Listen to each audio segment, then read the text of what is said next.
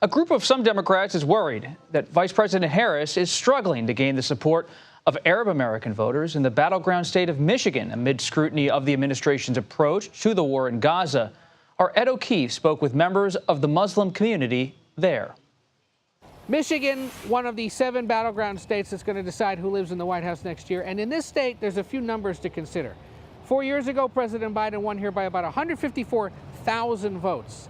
And there's a sizable block of usually reliable Democratic voters in this state, Arab and Muslim Americans who live in and around Detroit and Dearborn. About 146,000 of them voted for President Biden 4 years ago.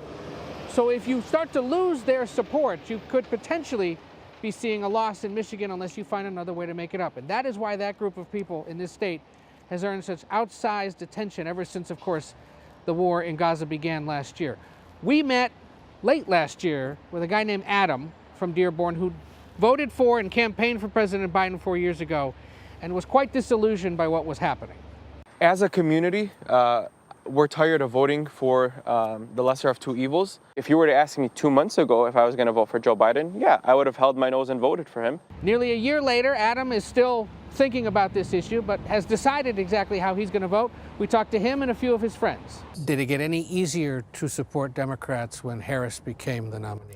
Look, when Harris became the nominee, for a lot of people, we felt like, okay, maybe we have an opportunity to have somebody fresh who can change things up and can, maybe shake things up in the Democratic Party. And that was quickly shot down. We saw things like they wouldn't even allow for a Palestinian to speak at the DNC. So what are you going to do? Personally, I'm going to vote for Jill Stein. Really? Yes. Because?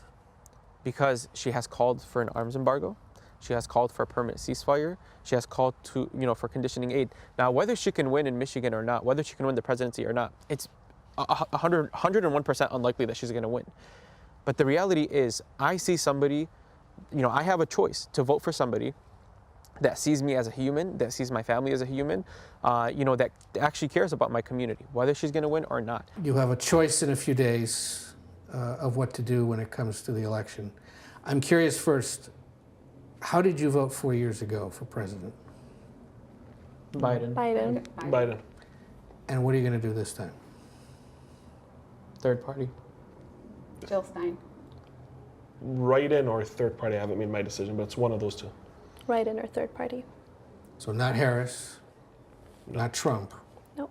Did she do anything maybe to compel you to think about possibly supporting her? Or was this just too far a road to go just because of the fact that she supports the president's position on all this?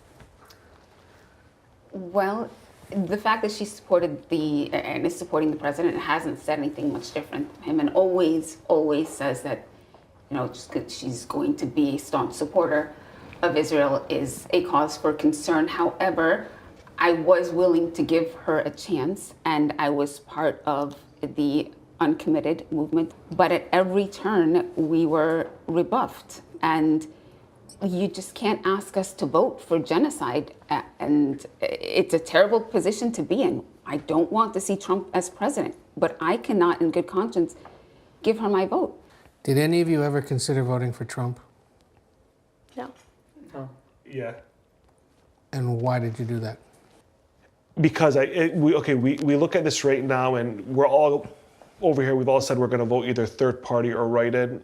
Third party or write-in for us is pretty much a loss of 1 vote for Kamala Harris. But if we're looking at this from a numbers standpoint, voting for Trump is pretty much, it's as if Kamala Harris is losing 2 votes, and from a number standpoint, if I really want Kamala to lose, which I do, I'd rather have Kamala lose than, I don't care what the outcome is. It's not my business, but Kamala didn't earn any of our votes. But if we really want her to lose, a vote for Trump makes more sense. But ethically and morally, I can't get myself to vote for Trump. You know what could happen, and we talked about this a year ago, Adam. She could lose, and they'll say, well, if only those few thousand people in Dearborn or Hamtramck or other parts of Detroit who are Arab and Muslim had voted for her, she would have won. Right. You could get scapegoated. That's fine. We already are. I mean, I'm sorry, what do we have right now?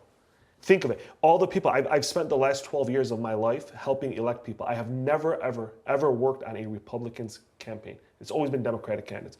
We've gotten them elected. What are they doing for us? They won't even answer our calls. It's like, so like when we're going to get scapegoated, what are they going to do? Are they going to kill another 100,000 of us? It's like, seriously, like what more can they do? Now, the Harris campaign knows they have a problem. They have been campaigning in those neighborhoods, trying to talk to and convince Arab and Muslim American voters here to reconsider voting against her. We spoke with one of her key surrogates in this part of the state. She's a compassionate, caring, a person that has integrity. And that's what people want in their leaders today. They want leaders that care for the people. And I met with the vice president, I had that interaction with her, and I felt that compassion, that care. I shared my family story. In 2006, I lost both my grandmothers to Israeli airstrikes. I told her that story. She felt my pain, and I felt it when I looked her in the eye and she looked me in the eye. She's the real deal. One of the more interesting elements of this part of the story here in Michigan is that it is literally a life or death issue for so many people here who either have relatives and friends who've been killed in Gaza or Lebanon, or have neighbors, co-workers, and friends who know people who've died or been misplaced. It's one of the more urgent issues facing voters in this key battleground state. Ed O'Keefe, thank you.